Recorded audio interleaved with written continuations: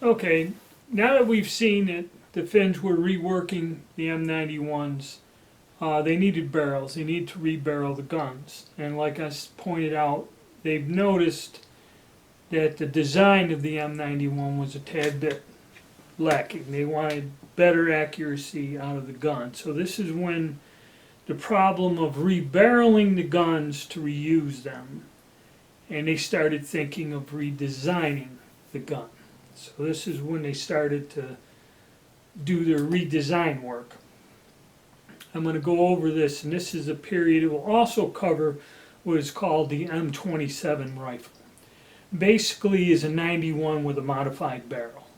Okay, and they had 2 or 3 different attempts to doing it. And one very curious thing that brings up our Italian Vetterli, the 1916 version that had the barrel relined. They actually went and investigated this process. It's called the Salerno process.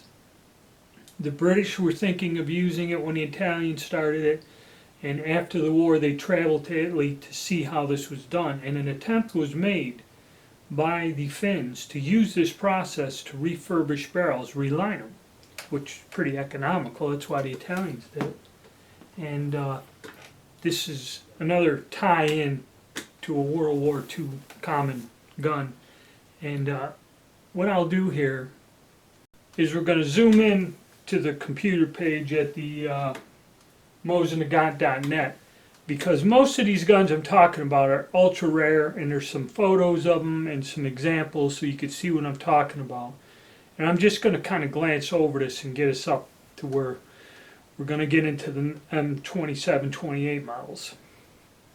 And you know, I have to, this one just does the Finnish development, but it's difficult because not only were the Finns trying to make barrels and reline them, they were also ordering barrels from Switzerland, from Belgium, from Germany, and replacing them also.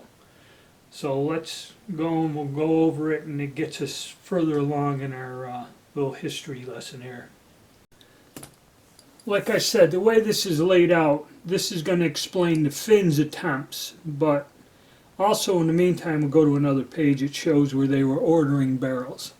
So their first attempt at a place called SAT, 1922 and 1924, they tried to make replacement barrels, but it didn't quite work out, and they had a lot of problems, and only about 200 barrels were made. So if you see an M91 with a SAT on there, it's pretty rare. Then they decided these are the 1920s Tikka, and I believe, okay, in the early years, Finn sent out to all the armories, and they went to Italy and found a process which became known as the Salerno method of relining worn out barrels. So at workshop or depot number 1, AV1, from 1925 to 1927, they were using that same process to reline the barrels. Okay, and what happened was, there's the markings on one of the barrels, started a big controversy. They halted it in 1928, and then a second time in 1930. The stoppages were because the Arms Committee said that over 85% of the barrels were unfit and unsafe. Okay, so they stopped doing it, and the barrels remained there until 1938, and then further investigation showed they're safe to use. So as a result, in 1938 and 1940, 8,000 of these barrels that were rejected were fitted to existing receivers. Okay, so they ended up using them later on in life. You know, it's just some kind of political intrigue here. Alright, and P-Series M91s are prized because not many of them survived. Okay, Tikka. Now Tikka is another place. They started making barrels from 1925 to 1928. 1927. Barrels were fitted at the AV1 depot again, and it starts talking about production. But here's an example. I guess the T in a triangle and a serial number and C. Now see, here's where they had that C. I guess these are the barrels they were experimenting with the bore diameters. An A bore is a bore of 310 6/10 thousandths. A B bore is 3091, which is a little bit, that's about 30 caliber, and a C bore is 3087, which is about 30 caliber. So they had them large. The A's were almost what the Russians had, and then got down to a C bore is just about a 30 cal. So they were experimenting with bore sizes, and this is where you'll get this rare marked A, B, or C. This is not to be confused with other markings. And again, here is some examples. The B, the C, 1927. Okay, so, and then we're going to talk about step barrels. Another thing, when they were redoing these barrels, they want a millimeter or something bigger in diameter. They increased the diameter to help with the accuracy. And in doing so, they had to produce a step barrel so you could still use the socket bayonet.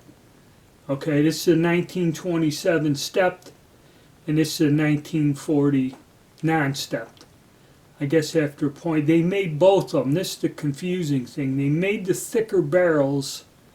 Some were stepped, some weren't. And when we go to the other page, we'll see how it went in a flow. So Tikka was the one that was making the different bore sizes, and that's where it's the 1927 model. Now here are an example of the guns modified, okay, which you can't really tell the difference from them or a regular 91, other than the barrel shanks having different markings in this obvious step. Now these guns are all quite rare, and you may or may not run across them, but they're all part of that. Okay, and as we go down, they talk about 1940s production. We're not going to, and then there's a B barrel. B barrels were, I guess, just blanks made in Belgium, and they reworked these also later on, and then they had some left over. They made them into M39s. They cut them down in 44 and 45. So that's what you'd look for with this B Belgian blank or something that they put on there. So that's kind of what the Finns produced. Now let me go over, I'm going to go over to this other page and we'll get a look at all these different variations and different barrel manufacturers that were foreign made. Okay, this page is going to help us clarify something, because there's a chart. Now as you see, these look like M91s, okay, and it says here M91 SAT. That's that one I was talking about, 1922 to 24, 150 to 200. Okay, these are the rarest ones. That's where they tried to make the barrels. Now we go to the model 1924. Okay, it actually has a barrel. These are where you run into the step barrels. Okay, 3,000 barrels that were unstepped, while the rest heavier stepped versions. So there must have been a couple different versions, either a plain replacement barrel or a heavier barrel with the step. Could be Swiss or German. Low numbers, okay, the M24, it is an actual different model. And here's your different barrel makers. Prototypes, only 5,000 in total. 5,000 total SIG barrels, 27,000 were produced. Okay, and then here's this early Tikka. Okay, about 10,000 produced.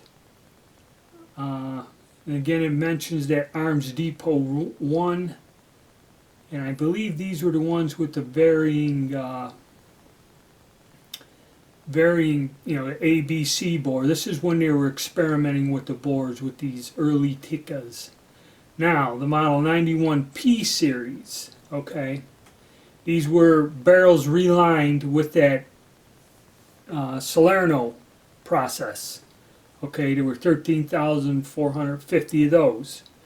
Okay, and so these were the experiment. Now, 1991 Tikka's 1940.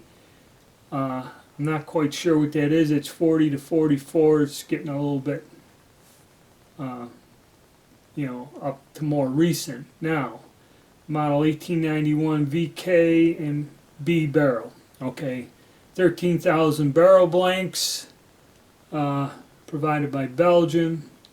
Okay, these are the real rare variations. And then we're going to go with the model 1927 rifle with standard battle rifle. Very interesting number of 7 variations. Now I'm not quite sure. Okay, then we have a carbine. 1927 carbine. So these have to be some sort of, where was the other one? It said 27 here. 24, okay, model 24. That's the one I was talking about. Let me see if I can find a model 27. Oh no, wait a minute. Oh, I'm sorry. You must excuse me. This is where I got confused. Okay. With this last one here, 1891 VKT and with the B barrel, that's the last of the Model 91s. Okay. What's confusing me is we got this Model 24, which is kind of a modified 91. Now, 27 rifle carbine and Model 28, that's the rifle I have. Okay. 3 plants produced barrels for the M28 were assembled at Seiko. Seiko began barrel production quite late. In 1951, okay. SIG, Tikka, Seiko.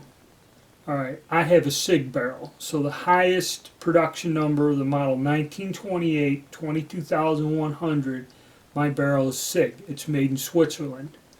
Okay, and this is where, as you see, they were using foreign barrels here. Now on the 27, we'll also go over the difference between the 27 and 28. They're very similar. The Army adopted the 27, then Civil Guard or Civilian Guard changed it a little bit and made the model 1928 is what I have. Okay. Actually, production's about half of what the Army had. And the Army is using Finnish-made barrels, Tikka VKT, okay, where the Civil Guard went and got a bunch of barrels from SIG, okay, to produce this gun. So that kind of shows you how the lineage went, and that's what this video is going to be about the Model 24. And as you see, they look just like 91s, except they did all the barrel changing on it, and that's about it. This. So we're getting closer to our Model 28. So the next ones we're going to cover are the Model 27 and 28. And this is where they started redesigning heavily. Most of these guns up until Model 27, 28, I guess that Model 24 is a 91 that's been modified with the barrel. And I think they put a little spring in the trigger or something like that. So that's why it got, I guess, a different model designation here. And has all these foreign barrels on there. Which SIG did make, I don't know if SIG made them or not. But now we're getting into where we're going to take off. And the 27 and 28, the ones we're interested in, are where we're going to next.